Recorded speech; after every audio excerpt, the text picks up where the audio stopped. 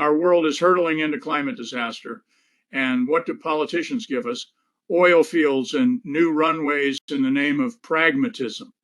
Green measures are being ditched, net zero derided. Be very clear, without slashing emissions, we are in deep, deep trouble. The hope that followed the signing of the Paris Climate Agreement in 2016 is long gone, as the global community has failed utterly to rein in emissions, which, barring a small pandemic-induced blip in 2020, have headed remorselessly upwards ever since. And there is little sign of this changing anytime soon. Indeed, as global heating has accelerated over the past few years, instead of trying harder, the world is turning its back on measures to tackle the climate crisis. In the UK, Labour is considering the approval of two major new oil fields in the North Sea, Rosebank and Jackdaw, with both Keir Starmer and Rachel Reeves reported to be backing the proposals, which would lock in reliance on fossil fuels at the expense of renewables. Alongside this, instead of the government introducing measures to reduce aviation emissions, such as a frequent flyer levy and the taxing of aviation fuels, a Heathrow expansion has been greenlit, and just last week, a second runway at Gatwick. And having announced plans in March to drop support for net zero by 2050, Kemi Badenoch's Tories have now also signed up to sucking every last drop of oil and gas out of UK waters. Across the channel, green measures are under attack too. Last month, even as the continent sweltered beneath record temperatures, the EU announced that its 2040 target, which seeks to reduce emissions by 90% on 1990 levels, would be made more flexible, for which read watered down. Under pressure from business and the political right, this will now allow millions of tons of CO2 emissions to be offset by buying carbon credits from outside the bloc, a scam designed to permit business as usual by paying someone else to absorb the resulting carbon emitted. Inevitably, ground zero of the fight back to prevent serious climate action is the White House. Since coming to power in his second term, Donald Trump has worked tirelessly to erase all and any climate initiatives, to the extent of pulling out of the Paris Climate Agreement, opening up wilderness areas to drill for hydrocarbons, trashing regulation of the fossil fuel sector, and shutting down investment in clean energy. Seeing which way the wind was blowing, U.S. banks, including Citigroup, J.P. Morgan Chase, and Goldman Sachs, quickly jumped ship from the Net Zero Alliance, which committed them to aligning their activities with the Paris Agreement. Canadian and Asian banks followed, along with the major UK banks, HSBC and Barclays. Freed from any constraint, investment in the fossil fuel sector is only likely to go up, facilitating more, not less, exploitation of oil, gas, and coal reserves. As it is, investment in 2024 saw a huge hike in fossil fuel finance, the world's biggest banks committing a colossal $869 billion to the sector.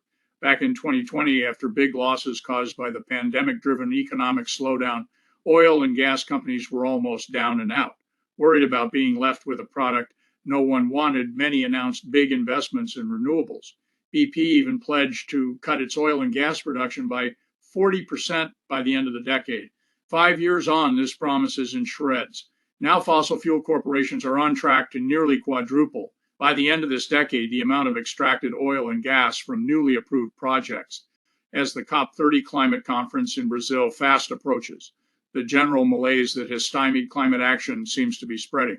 All countries were required to submit their national climate plans, known as nationally determined contributions, or NDCs, by February this year, but only a handful have. Many more are expected to do so in advance of the November start date, but the delay is symbolic of the downgraded importance in many circles that action on emissions now holds. To say all this is grim news is an understatement. The excuse most often provided for turning away from green measures, for expanding fossil fuel production, for ignoring the science is pragmatism. The idea being that, yes, the climate emergency is serious, but we have to be practical. We have to consider other things too, inevitably ensuring business as usual, protecting the bottom line, and keeping consumer capitalism in the fast lane. The fact is that this is dangerous drivel. Pragmatism is only possible when feasible alternatives are available. Where climate breakdown is concerned, there is no alternative. The climate doesn't recognize pragmatism.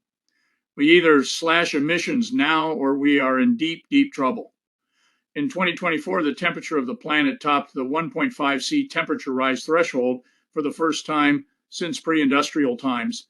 And according to the UK Met Office, there is a 70% chance that the average temperature rise over the next 5 years will be above this. A recent report by the UK Institute and Faculty of Actuaries and Exeter University forecasts that a 2°C global temperature hike by 2050 would see a 25% collapse in the global economy and 2 billion people dead.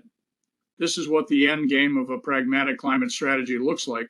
We can no longer pretend that we are sleepwalking into climate catastrophe. We are doing it consciously with our eyes wide open and hang the consequences. The truth is that on a rapidly heating planet, a pragmatic approach means that we are playing Russian roulette with all 6 barrels loaded. The only question is just how big a mess we will make when we pull the trigger. Bill M.C. Dwyer is Professor Emeritus of Geophysical and Climate Hazards at UCL and author of Hothouse Earth, an Inhabitant's Guide to explore more on these topics. Our world is hurtling into climate disaster, and what do